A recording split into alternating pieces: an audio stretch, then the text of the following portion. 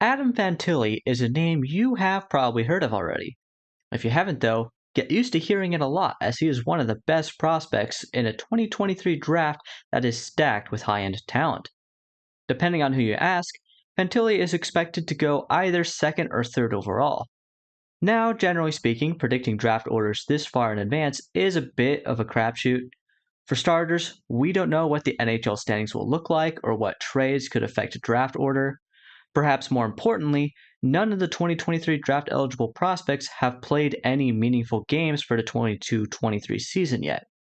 There are a number of other factors such as injuries that could play a role in draft order.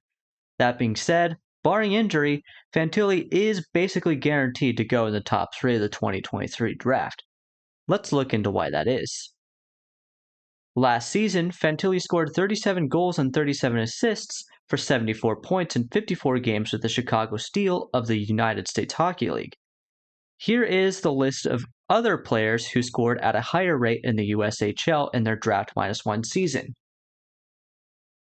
Oh yeah, there are none. There is one oddity though, and that is Thomas Vanek. In the 2001-02 season, Vanek scored 46 goals and 45 assists for 91 points.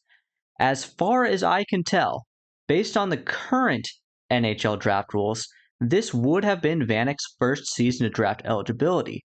That being said, he was not drafted that year, instead going 5th overall in the 2003 draft.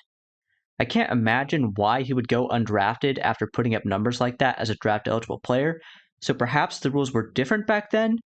If this is the case, then Vanek would stand as the only player in USHL history to score at a higher rate than Fantilli in their draft -1 season, and even then, only on a technicality. I'm really at a loss for this one as I was far too young to even have a chance of remembering this happening. If any of you guys know why Vanek wasn't drafted in 2002, please let me know in the comments. That being said, if Fantilli becomes the next Vanek, that would not be a bad outcome at all.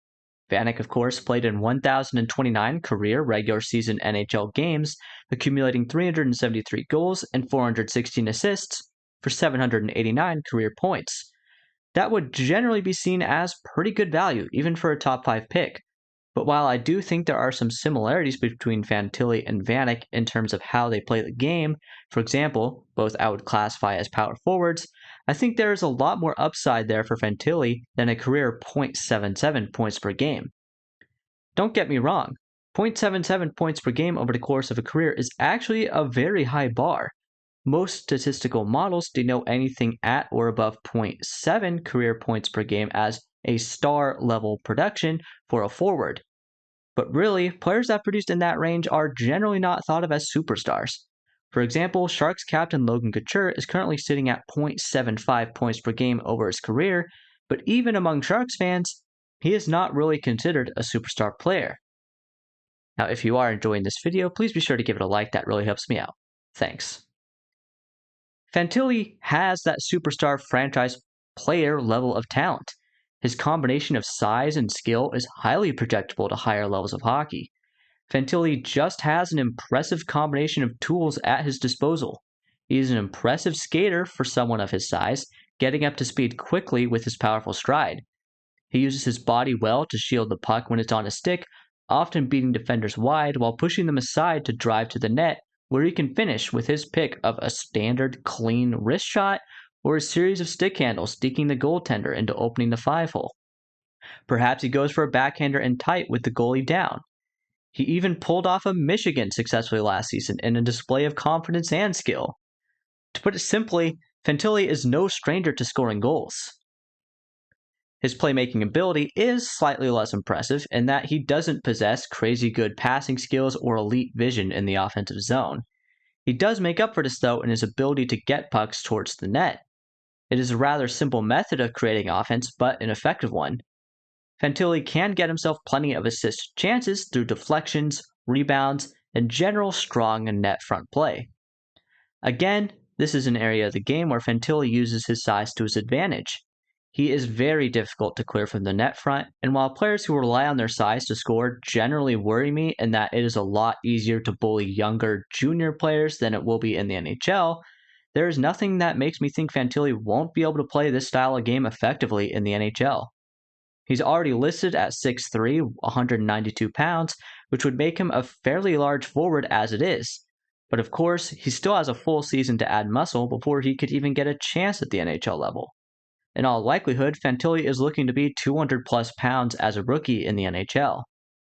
This size advantage should help Fantilli adapt to the more physically demanding pro game. While a lot of rookies struggle with the marathon that is an 82-game regular season, I suspect Fantilli won't have such problems, potentially even making him a favorite for the Calder, presumably in the 2023-24 season, but let's not get too ahead of ourselves here. As things stand right now, it would not surprise me at all if Fantilli ended up being a true point-per-game player in the NHL, if not even better, at least throughout his prime. He could be a bona fide franchise player, perhaps not a Connor McDavid or an Austin Matthews, but a step below them. He might not single-handedly drag your lottery team to the playoffs, but he could change the fortunes of a team at the bottom of the standings next year. So what do you think of Adam Fantilli? If you are a fan of a team destined for the lottery, are you excited for him to potentially join your squad? Let me know in the comments below. If you want to learn more about other 2023 draft eligible players, I will leave that video for you on screen now. Thanks for watching, and have a nice day.